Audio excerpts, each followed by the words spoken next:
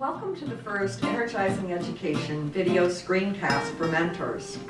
These screencasts are intended to remind you about the important parts of each part of the lesson, the reading, the writing, and the word work. The topic of our first screencast is the book introduction. Each day your student receives a new book. After reading the previous books, you'll introduce the new book. By introducing the new book, we set our students up for a successful first reading.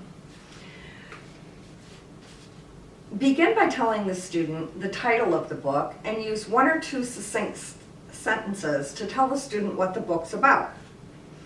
After telling your student the title and what the book is about, have him or her take a picture walk through it. Allow the student to hold the book, allow the student to turn the pages, and encourage the student to comment on each page. When you're done with the book introduction, conclude by saying, "All right, time to read." We'll now demonstrate what a book introduction might look like. We're going to provide two examples to you, one using an informational book and one with a storybook. Here are some things to consider when introducing a new book. First of all, the topic. Is my student familiar with the content? If not, spend a few minutes building some background knowledge needed to understand the book. If your student is already familiar with the topic, spend some time talking about what the student already knows. Also, you can consider vocabulary. As you scan the text, look for words your student may not be familiar with.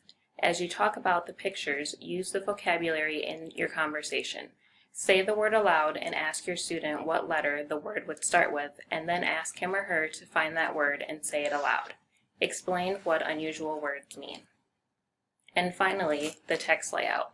If the text layout is unusual, explain to the student how to work through it. For example, many informational books have text features such as table of contents, words in bold or italics, captions, graphs, maps, etc. Show your students how to use these text features to build comprehension. We'll now provide an example of an introduction to a narrative story. Ebony, your new book today is called The Farm Concert. And this is a story about a farmer who has all of these animals who do a concert every night in really big voices, and the farmer can't sleep. So these are these animals. What sounds do these animals make? Moo, oink, baa, roof, quack, and ribbit. Sometimes frogs say ribbit. In this story, that frog is going to say croak. Let's do a picture walk. So there's the farmer. Look, does he look happy? No, he looks mad. He looks mad and he's got his ears covered. Do you know that word concert? Do you know what that means? I think it's music.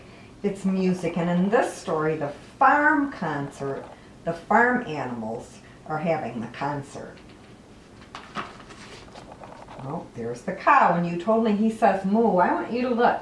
See how big those words are? Mm-hmm. The author wrote those really big.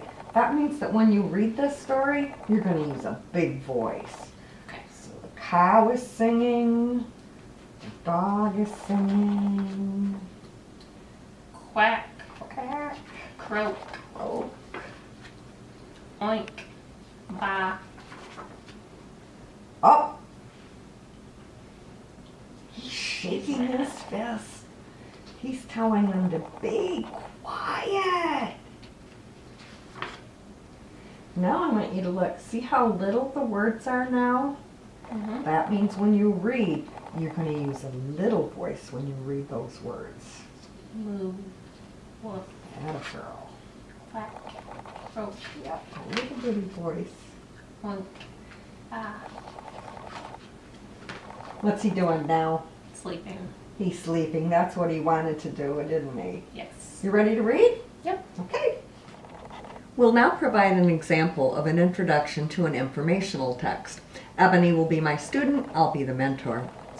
Ebony, your new book today is called Frogs, and you're going to learn some interesting things about frogs, like where they live.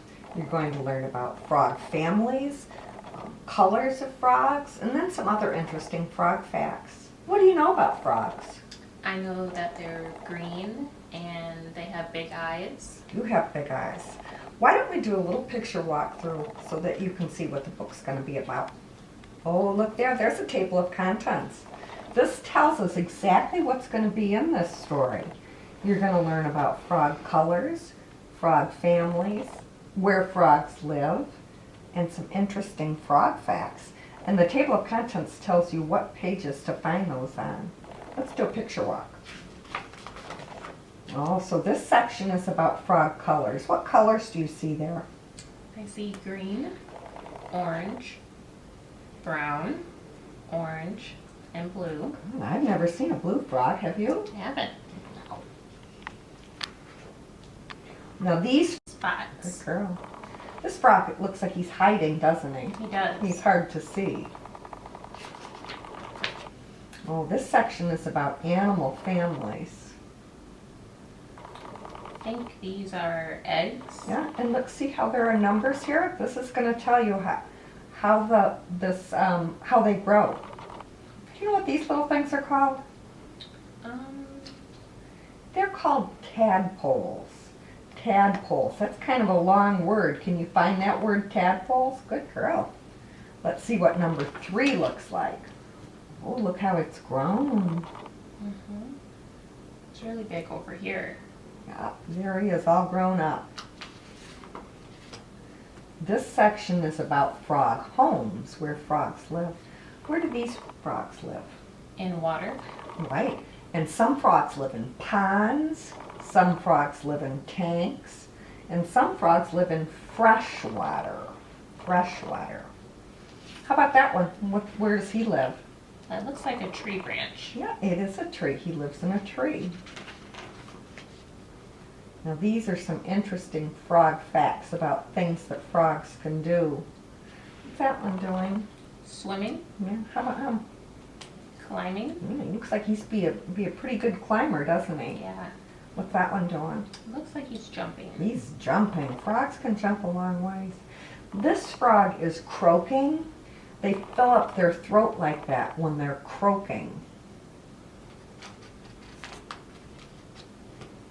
Oh, these guys are eating. This is showing us how frogs eat. It looks like they use their tongue to grab a bug. Yeah. They have a really long tongue, don't they? Yeah. And frogs do something interesting. They blink to help them swallow food. And there's an index. These are all the things that you're going to read about, and this tells you what page to find those on. Ready to read? Ready? Let's go. By providing your student with the necessary background knowledge, pointing out any tricky words might be in the book, and by explaining how the book is set up, you'll be setting your student up for a successful first read.